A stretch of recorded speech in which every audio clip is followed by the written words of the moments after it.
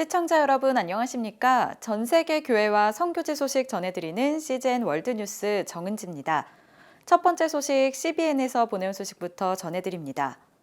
최근 지진이 일어난 튀르키예의 도시 가운데 하나인 하타이는 사도 바울의 생애에서 중요한 의미가 있는 곳입니다. 초대교회에서도 중요한 역할을 한 도시이자 안디옥으로 알려진 이곳은 이번 지진으로 큰 피해를 입었습니다. 자세한 소식 전해드립니다.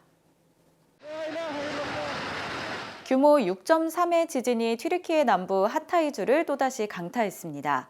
이미 앞선 지진과 여진으로 약해진 많은 건물들이 무너졌습니다. 오퍼레이션 블레싱에서 재난구조팀 책임자를 맡고 있는 디에고 트라베소가 지진이 일어난 직후 보고한 내용입니다.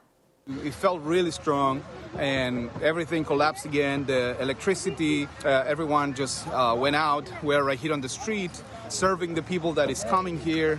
We're distributing solar lamps. We're start with a medical clinic right on the spot so we can serve the people here that is under so much distress.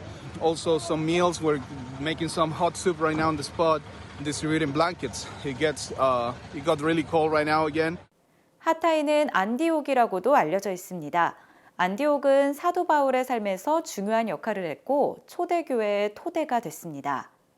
안디옥이었던 하타이는 지난 2월 6일에 발생한 지진으로 파괴됐습니다. 사도행전 11장은 안디옥의 예수를 따르는 사람들을 처음으로 그리스도인이라고 불렀다고 기록합니다. 이곳의 많은 지역들과 마찬가지로 안디옥은 큰 타격을 받았습니다. 지진이 일어난 모든 지역이 이렇게 파괴됐습니다. 이 지역은 특별합니다. 23년간 이웃을 섬겨온 지역교회의 사역지였습니다. We're actually standing in front of a pastor and his wife's house.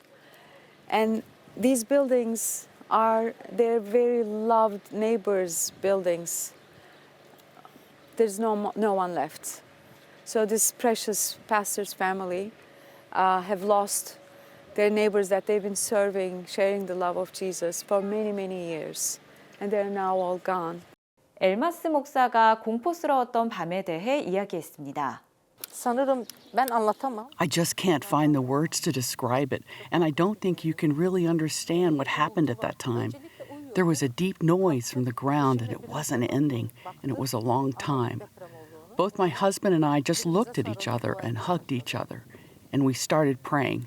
그들은 곧 밖으로 뛰어나갔습니다. Yani o ilk And then when we came out and completely outside, and I looked and I realized that all these buildings were collapsed.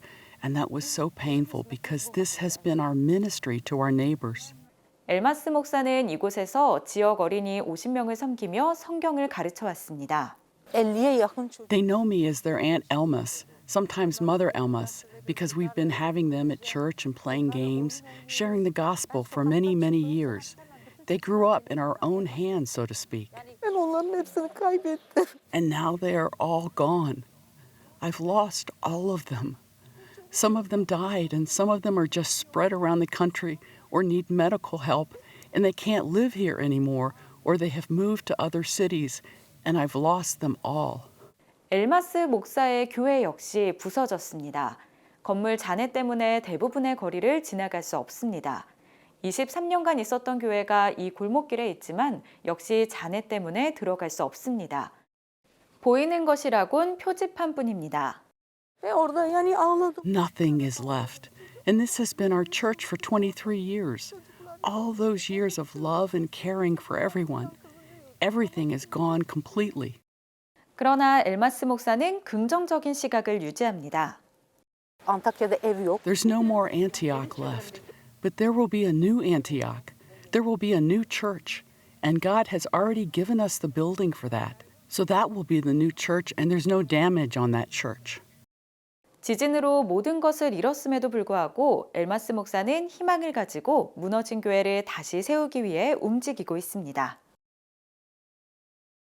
러시아의 침공으로 우크라이나에서 전쟁이 시작된 지 1년이 넘었습니다. 우크라이나 시민들의 고통은 날이 갈수록 더해지고 있습니다. 2022년 2월 24일 우크라이나인들이 알던 일상은 끝났습니다. 땅과 바다, 하늘을 통해 러시아 군대가 쏟아져 들어오면서 대규모 침공이 시작됐습니다. 세계 각국 지도자들은 즉각적으로 러시아에 제재를 가했습니다. The Russian military has begun a brutal assault on the people of Ukraine. Without provocation, without justification, without necessity, this is a premeditated attack. 7만 명이 넘는 러시아 군대가 우크라이나 수도 키이우를 에워쌌지만 곧 교착 상태에 빠졌습니다. 러시아 군대는 훈련, 지휘, 장비가 부족했고 의욕도 없었습니다. 그들은 격렬한 저항을 맞닥뜨렸습니다. 이곳에서는 놀이터에 모래를 퍼내서 모래자루를 만들고 있습니다. If we don't stop them now, my grandchildren must fight in maybe 20 years later. We must stop this. 침공이 교착 상태에 빠지자 러시아는 장거리 미사일에 의지해 수천 명의 민간인 사상자와 수십억의 재산 피해를 초래했습니다. 때로는 병원, 민가, 학교가 표적이 됐습니다. 올가라는 여성의 집은 미사일에 파괴됐습니다. 미사일은 이 구역의 모든 집을 날려버렸습니다. 이곳은 그저 주거 지역입니다. 군사 표적이 될 만한 것은 없습니다. 올가는 평생 이 집에서 살았습니다. 그녀에게는 다른 곳으로 갈 돈도 계획도 없습니다. 자네를 뒤지고 나면 다음에 무엇을 해야 할지 결정하려고 합니다. 4월이면 우크라이나 군대는 키이우를 장악하고 러시아 군대는 동부 지역 전투에 다시 집중하기 위해 철수할 것이 분명해 보입니다. 러시아 군대가 철수하고 해방된 지역에서는 러시아 군대의 끔찍한 전쟁 범죄와 인권 유린이 드러났습니다. 러시아 군대는 4개월간 큰 대가를 치르며 싸운 끝에 지난 5월에 해안 도시 마리우폴을 점령했습니다. 그 과정에서 수천 명이 사망했고 도시는 폐허가 되며 쇠퇴했습니다. 러시아의 크루즈 미사일, 집속탄, 열압력탄이 우크라이나에 쏟아지자 우크라이나 농민들이 곡물을 시장에 출하하지 못하면서 또 다른 인도주의 위기가 이어졌습니다. 밀 공급이 급감하면서 전 세계적인 부족 현상을 초래했습니다. 지난 여름에는 러시아가 자포리지아 원자력 발전소를 점거하고 직원들에게 위해를 가한 소식이 헤드라인을 장식하기도 했습니다. What's at stake is the nuclear safety and security of the biggest nuclear power plant in the European continent. 우크라이나는 9월에 반격에 나섰습니다. 우크라이나 군대는 북부 지역을 빠르게 해방시켰습니다. 우크라이나 군인들은 미국이 지원한 장비가 차이를 만들었다고 말했습니다. One of our soldiers with the technology, it's stronger than maybe 10 or 20 soldiers from Russia. This helped us to win. 우크라이나는 일반적으로 사용되는 드론을 창의적으로 활용해 수백 대의 러시아 탱크를 제거했습니다. 큰 손실을 입은 푸틴 러시아 대통령은 2차 세계대전 이후 처음으로 전쟁 동원령을 내렸습니다. 이 때문에 100만 명이 넘는 러시아 남성들이 징집을 피해 피신했습니다. 지난 9월에는 러시아가 우크라이나 4개 지역을 강제 합병했습니다. 그리고 며칠 후 크림대교가 폭파됐습니다. 얼마 지나지 않아서 우크라이나 군대가 헤르손을 탈환하면서 러시아 군대에게 사상 최악의 패배를 안겨주었고 거리에서 축하 행사가 열렸습니다. 크리스천들은 도시를 위해 기도하기 위해 들어갔습니다. I can't even express what I'm feeling.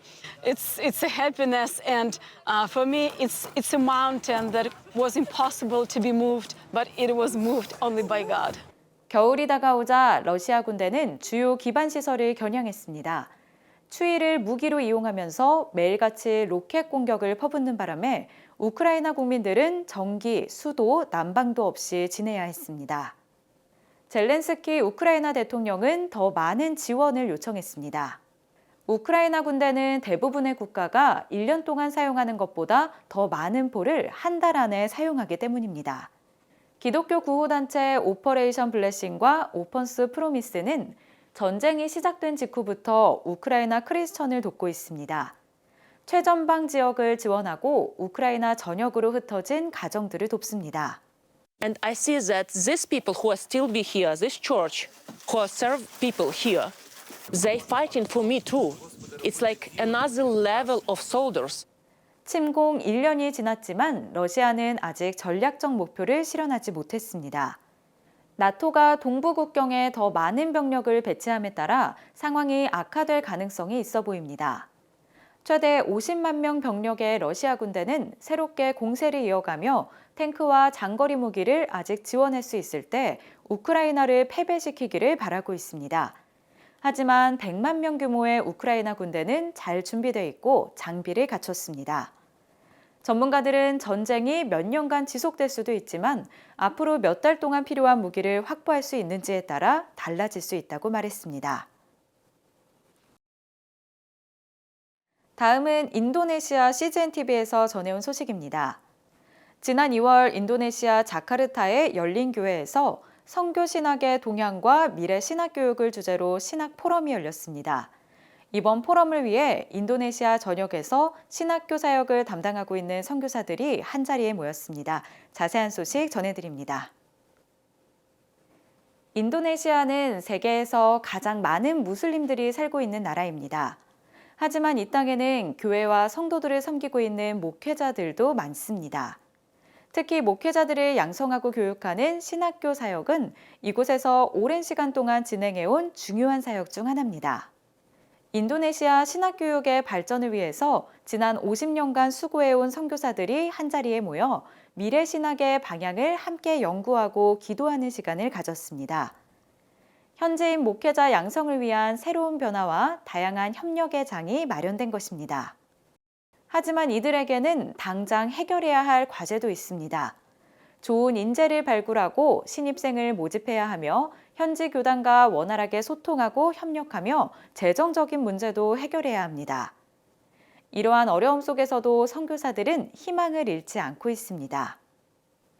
이번 신학포럼은 각 신학교의 당면화 문제를 함께 공유하고 새로운 방향을 연구하기 위한 연합의 자리로 시작되었습니다. 참석한 선교사들은 다양한 경험을 소개하고 새로운 해결책을 모색하는 시간을 가졌습니다. Semua orang pengalamannya beda dan sekolah teologianya beda, sehingga kami bisa mendapat banyak sharing, mendapat satu visi misi yang baru. Kemudian juga melalui forum ini pasti semakin lama semakin kami berbicara lebih dalam lagi, kerja sama-sama untuk mengembangkan pendidikan teologi di seluruh Indonesia. 이번 포럼을 위해 신학교육 분야에서 오랜 경험을 가진 강사들이 한국에서 직접 참석하기도 했습니다. 강의를 통해 미래 신학의 방향을 나눈 이금주 선교사는 현장에서의 다양한 경험과 오랜 시간 준비한 연구 자료들이 선교사들에게 큰 힘과 도전이 되길 바란다고 말했습니다. Saya mohon dan berdoa bahwa session saya menolong mereka secara praktikal dan menolong mereka pikir bagi apa yang mereka mengajar di sekolah, menolong dan berubah kurikulum seminari mereka. 선교사들은 사역 현장에서 일어나는 문제들을 혼자 해결하기가 쉽지 않다고 말합니다. 포럼에 참석한 윤용호 선교사는 이번 포럼이 동일한 어려움 가운데 있는 선교사들이 함께 모여 미래를 준비할 수 있는 좋은 시작이 되었다고 말했습니다. Saya sendiri mendapat beberapa solusi setelah mendengar dari beberapa teman dan dari pembicara dari Korea. Itu bisa menjadi tema ke depan untuk diterapkan di SCT yang saya layani. 3일간 진행된 이번 포럼을 통해 참가자들은 인도네시아 신학교육의 현주소를 파악하고 미래의 방향을 모색하는 좋은 계기가 되었다고 말했습니다. 또한 지속적인 모임을 통해 인도네시아 선교에 큰 영향을 미칠 수 있기를 기대한다고 밝혔습니다.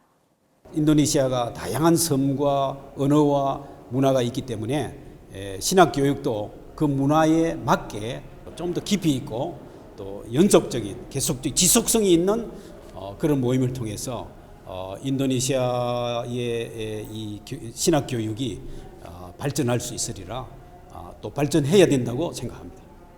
인도네시아 전역에서 사역 중인 선교사들은 인도네시아 신학 교육의 발전이라는 뜻 하나로 먼 거리를 마다하지 않고 한자리에 모였습니다.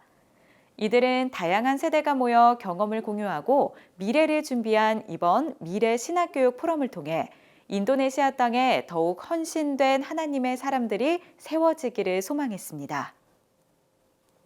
CGN 월드뉴스는 새로운 시대에 변치 않는 복음을 전하며 세상에 바로 서고자 하는 그리스도인들의 눈이 되겠습니다. 시청해 주셔서 감사드립니다.